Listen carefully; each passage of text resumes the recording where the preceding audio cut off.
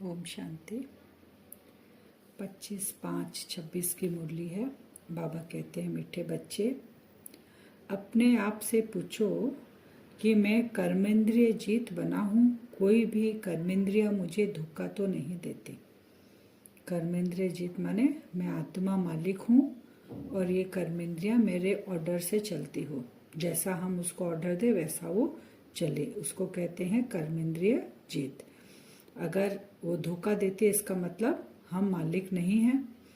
वो कर्मेंद्रिया मालिक बन जाती है तो हमें उनको ऑर्डर से चलाना है और खुद मालिक बनना है, कर्मेंद्रिय जीत बनना है। प्रश्न है, कर्मातीत बनने के लिए तुम बच्चों को अपने आप से कौन सा वायदा करना है?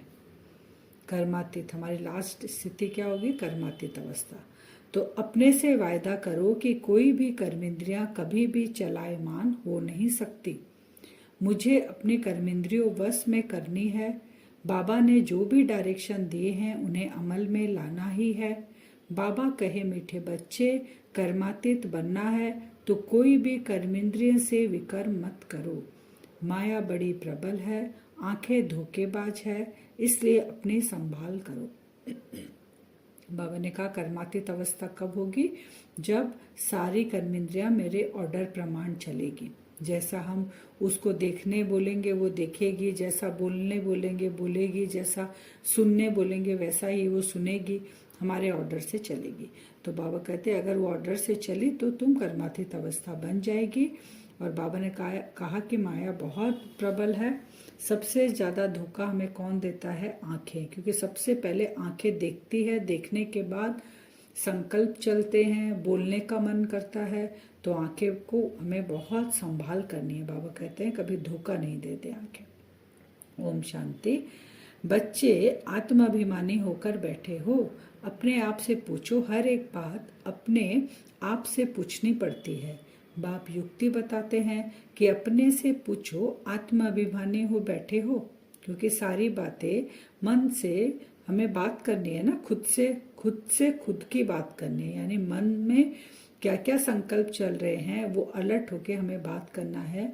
बाबा जैसे कहते हैं, आत्माभिमानी हो बैठे, तो खुद से हमें पूछना, क्या मैं बैठा हूँ आत्माभिमानी होके? क्योंकि यह है तुम्हारी रूहानी सेना। उस सेना में तो हमेशा जवान ही भर्ती होते हैं। फिर बाबा ने कहा, यहाँ क्या करना है? एक तो आत्माभिमानी बनना है, दूसरा बाबा को याद करना है, फिर तीसरा बाबा ने कहा, तुम हो रूहानी सेना। तो वहां पे तो जो सेना में जाते हैं तो वो जवान को देख कर लेते हैं। यहाँ बाबा कहते हैं, यहाँ सब रूहानी सेना में है। अगर वो 14-15 साल का बच्चा है, अगर 90 साल का बूढ़ा है, या उससे भी छोटा बच्चा है, सब सेना में है, रूहानी सेना में। क्योंकि यह शरीर का काम नहीं, आत्मा का काम है। तो बाबा वही बोल रहे हैं, यह सेना है माया पर जीत पाने के लिए। हमारी सेना क्या है? माया पर जीत पाएगी। 5 विकारों पर हमने जीत पहनना है, ये है हमारा काम। हर एक को माया पर जीत पहन बाप से बेहद का वर्षा पाना है, क्योंकि माया बहुत दुस्तर है। बाबा ने कहा, बच्चे स्वयं भी जानते हैं कि माया बड़ी प्रबल है। हर एक कर्मेंद्रिया धोखा बहुत देती है। सबसे पहले जास्ती धोखा देने वाली कौन सी कर्मेंद्रिया है? आंखें ही सबसे जास्ती धोखा देती है। अपनी स्त्री होते हुए भी दूसरी कोई खूबसूरत देखेंगे तो झट वह खींचेंगे। आंखें बड़ा धोखा देती है। दिल होती है, उनको हाथ लगाएं। बच्चों को समझाया जाता है, सदैव बुद्धि से यह समझो कि हम ब्रह्मा कुमार कुमारियां भाई बहन हैं। इसमें माया बहुत गुप्त धोखा देती है। इसलिए यह चार्ट में भी लिखना चाहिए कि आज सारे दिन में कौन कौन सी कर्मेंद्रियों ने हमें धोखा दिया। बाबा ने कहा, हम अगर आत्मा अभिमानी स्थिति में नहीं टिकेंगे और सबको आत्मा नहीं देखेंगे, आत्मा देखेंगे तो भाई भाई का रिश्ता हो जाता है। एक पिता की संतान है तो भाई बहन हो जाते हैं। तो वो बाबा कह रहे हैं, नहीं तो आंखें धोखा देगी। फिर बाबा ने एग्जाम्पल दिया, किसी स्त्री को देखेंगे तो आंखें उस तरफ चली जाएगी। तो आंखें बहुत धोखा देने वाली है। इसलिए सन्यासी लोग क्या करते हैं? आंखें बंद कर बैठते हैं। स्त्री को पिछाड़ी में, पुरुष को आगे में बिठाते हैं।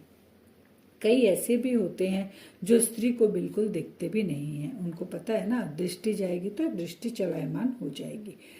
तो तुम बच्चों को तो बहुत मेहनत करनी है। विश्व का राज्य भाग्य लेना कोई कम बात थोड़ी ही है। वो लोग तो करके 10, 12, 20,000, 1, 2 लाख करोड़ इकट्ठा करेंगे और खल्लास हो जाएंगे। तुम बच्चों को तो अविनाशी वर्षा मिलता है, सब कुछ प्राप्ति हो जाती है। ऐसी कोई चीज नहीं रहती जिसकी प्राप्ति के लिए माथा मारना पड़े। कलयुग अंत और सतयुग आदि में रात दिन का फर्क है, यहाँ तो कुछ भी नहीं। बाबा ने कहा यहाँ अभी जो जमा कर रहे हैं, लाख करोड़ अरब जो भी जमा कर रहे हैं, सब बाबा कह रहे हैं कितने दिन रहेगा, खलास हो जाएगा। और हम जो अभी जमा कर रहे हैं, ये जो रूहानी यात्रा में हम लगे हुए हैं, आत्मिक दृष्टि का हम अभ्यास कर रहे हैं, कर्मेंद्रियों को वश कर रहे हैं, बाबा कह रहे हैं इससे तुमको इतनी प्राप्ति होगी कि सत्युग में तुमको अप्राप्त कोई चीज नहीं रहेगी, सब कुछ तुम्हारे पास रहेगा। अभी तुम्हारा यह है पुरुषोत्तम संगम युग, इसमें हमको प्राप्त करना है और प्रारब्ध हम भोगेंगे सत्युग में।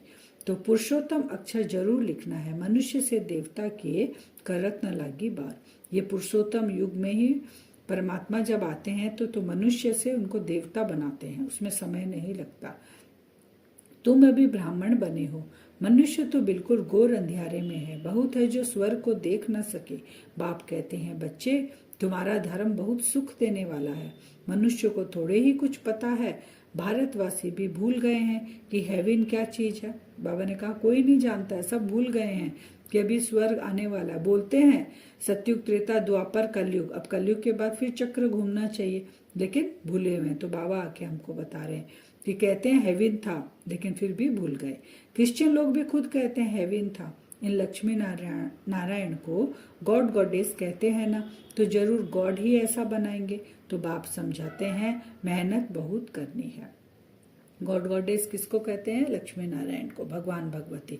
तो बनाने वाला कौन होगा? गॉड ही होगा इनको। लेकिन बाबा कहने मेहनत है, क्योंकि यहाँ माया भी दुस्तर होके खड़ी है सामने। तो रोज अपना पोता मेल देखो रोज रात को अपना पोता मेल देखेंगे, चेकिंग करेंगे कौन सी कर्मेंद्रियां धोखा दे रही है, उसको फिर हम वश में करेंगे। वश में कैसे करेंगे? क्योंकि बाबा तो हमें गुण और शक्तियां दे रहे हैं, उससे उसको कंट्रोल करेंगे हम। अब कौन सी कर्मेंद्रियों ने हमको धोखा दिया? मुख भी बहुत धोखा देता है। आगे कचहरी होती थी, सब अपनी भूल बताते थे, हमने फलानी चीज छिपा कर खा ली।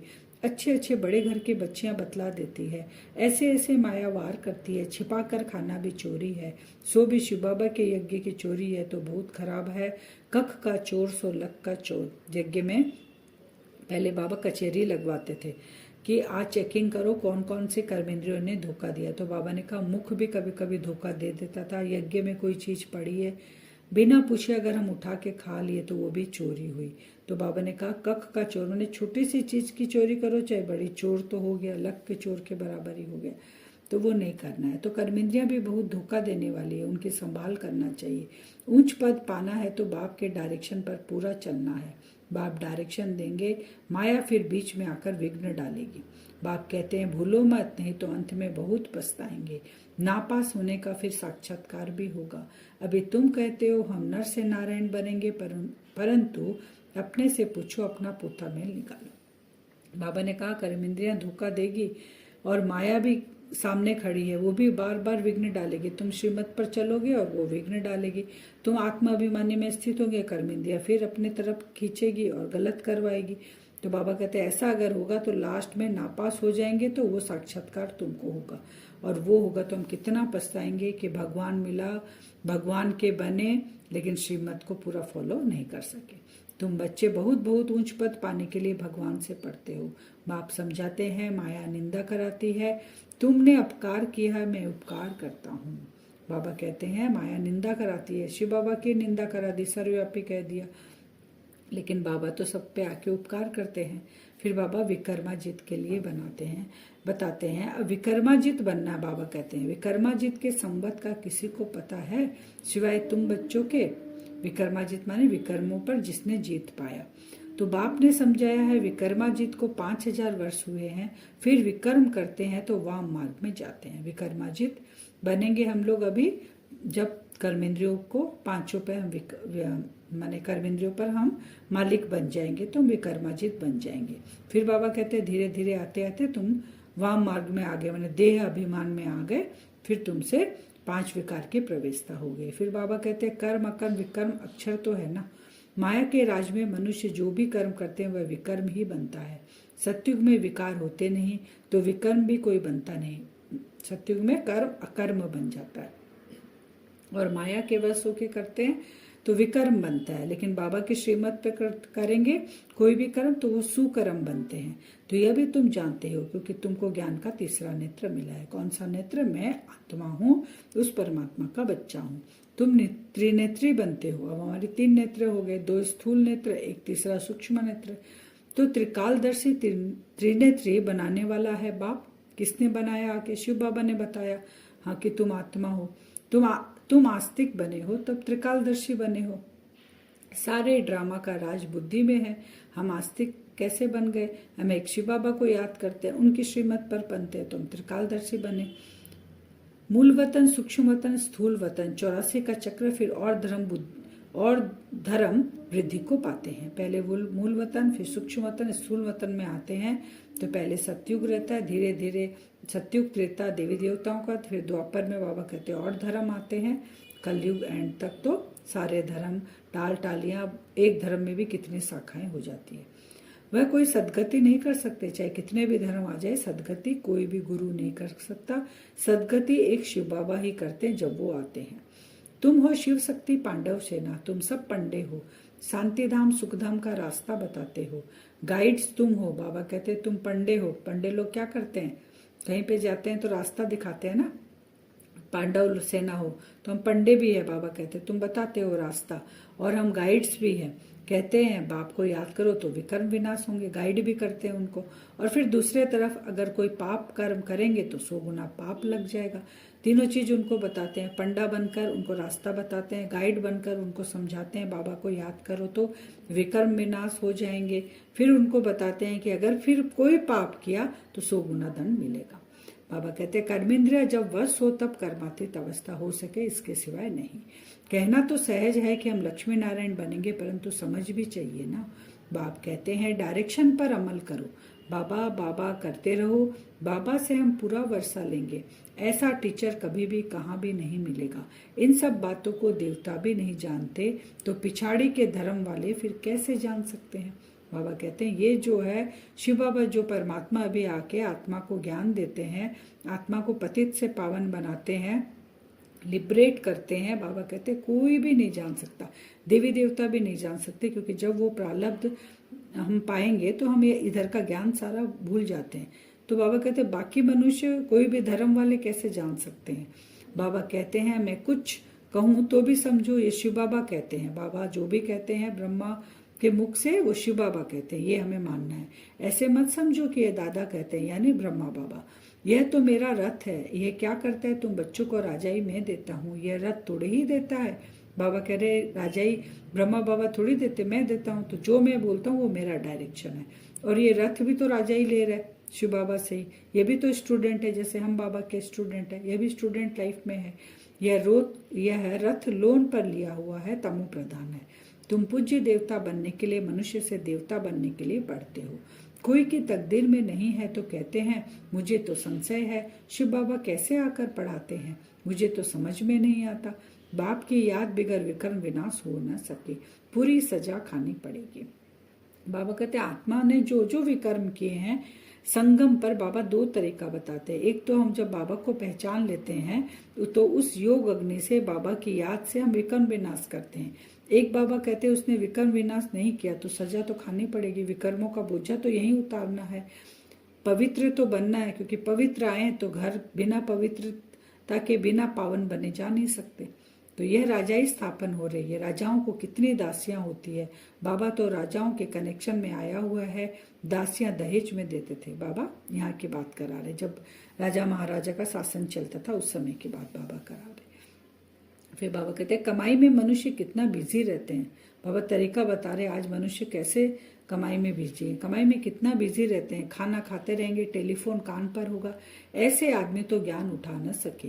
यहाँ गरीब साधारण ही आते हैं। इतना बिजी आदमी जो खाना भी नहीं खा पा रहा, वो कहाँ श्रीमत पर चल पाएगा। कहाँ बाबा जो डायरेक्शन देते हैं, अमृत वेला उठना, आत्माभिमानी स्थिति में बैठना, मुरली सुनना, सबके उपकार करना, सबको आत्मिक दृष्टि देखना, वो कहाँ कर पाएंगे। इसलिए बाबा कहते हैं साहूकार नहीं कर पाएंगे।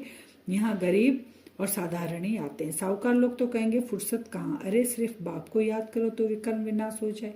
तो बाबा मीठी मीठी बच्चों को बार बार समझाते हैं, हर एक को यह पैगाम देना है जो ऐसा कोई न कहे कि हमको पता नहीं शिव बाबा आया हुआ। बाबा कहते हैं लास्ट में उलाहना कोई यह न दे, क्योंकि सारी मनुष्य आत्मा मेरे बच्चे हैं, जानो चाहे मुझे नहीं जानो, लेकिन परिचय सबको पैगाम तुमको देना है, हर एक बच्चे को, नहीं तो उलाहना मिलेगा कि शिव बाबा आया हमको, हमारा पिता आया हमको बताया नहीं।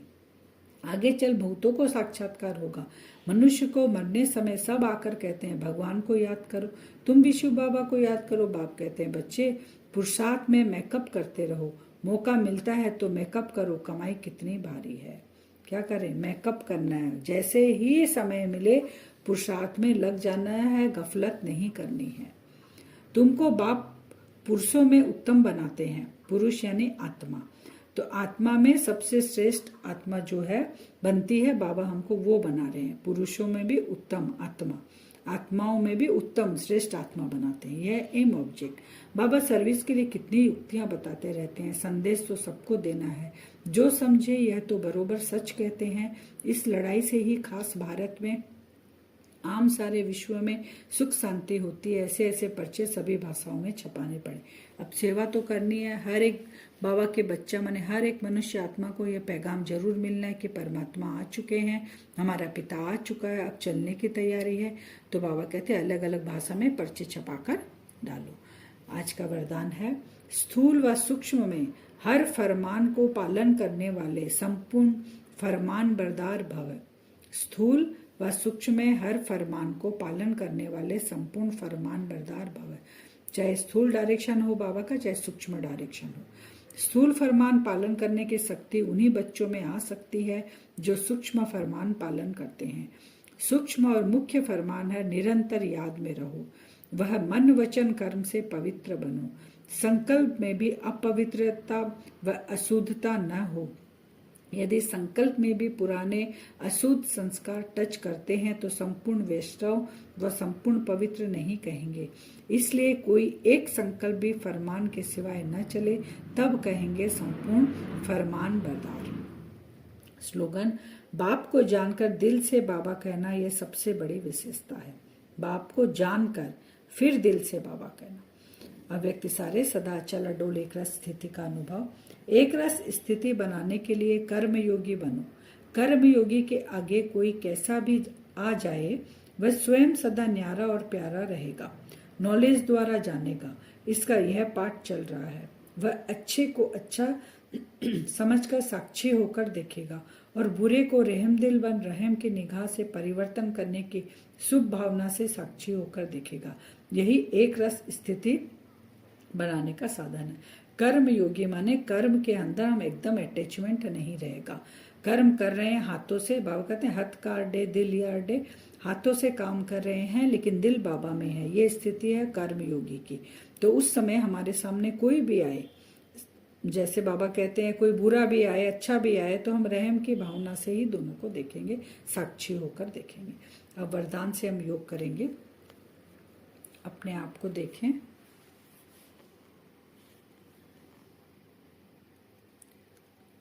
भ्रकुटी सिंहासन पर मैं आत्मा चमक रही हूं। बिंदु स्वरूप आत्मा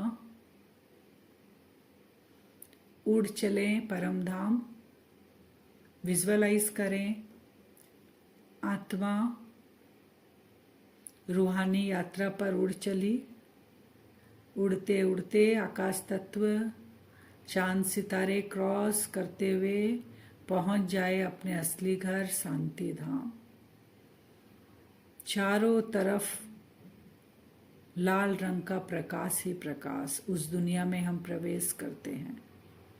मुझ आत्मा का असली घर। चारों तरफ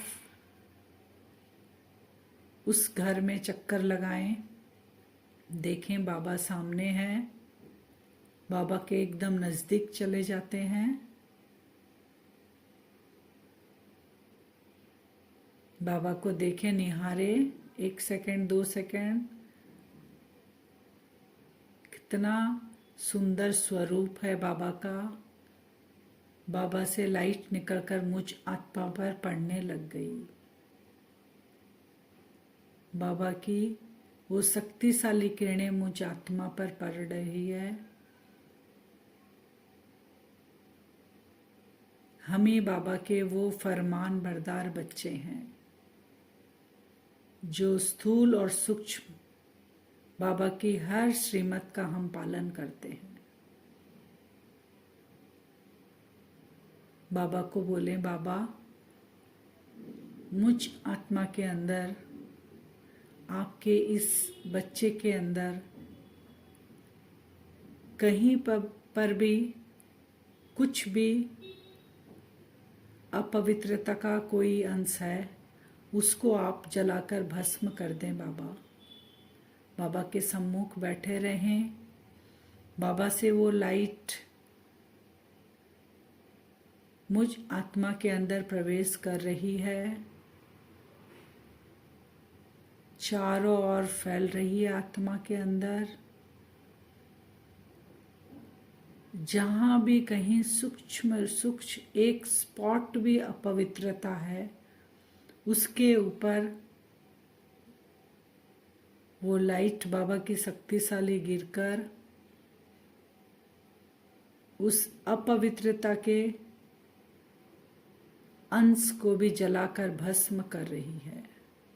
विजुअलाइज करते रहें। एक तरफ बाबा की सफेद रंग की लाइट आत्मा के अंदर प्रवेश कर रही है और दूसरी तरफ से एक काले रंग की धुआं के रूप में बाहर निकल रहा है। अपवित्रता का जो भी छोटा मोटा अंश है वो निकल रहा है कंटिन्यू, काले रंग का निकलते देखें। धीरे धीरे बाबा की लाइट आ रही है और एक साइड से काला धुआं के रूप में निकल रहा है। निकल कर एकदम समाप्त हो गया। मैं आत्मा संपूर्ण पवित्र,